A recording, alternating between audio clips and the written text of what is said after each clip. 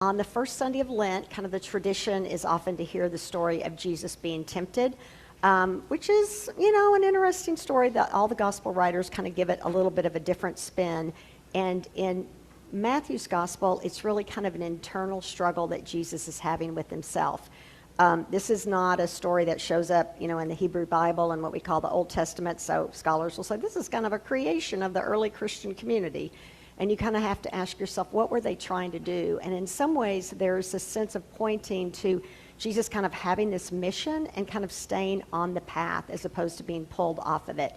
And even though it's not a story that comes to us from, Genesis or Exodus or something, Jesus is quoting the Old Testament here. He's quoting Deuteronomy, and this image of being in the wilderness for 40 days kind of reminds us of the slaves struggling for 40 years in the wilderness. So there's all these allusions to that story of God's people and this idea that this is continuation of this story.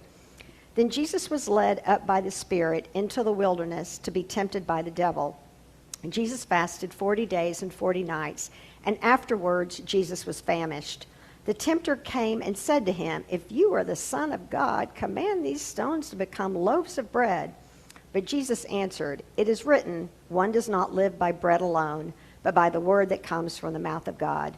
Then the devil took Jesus to the holy city and placed him on the pinnacle of the temple, saying to him, "If you are the Son of God, throw yourself down, for it is written, he will command his angels concerning you, and on their hands they will bear you up, so that you will not dash your foot against a stone."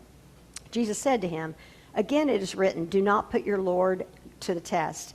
Again the devil took him to a very high mountain, showed him all the kingdoms of the world and their splendor, and said to Jesus, "All these I will give you if you will fall down and worship me."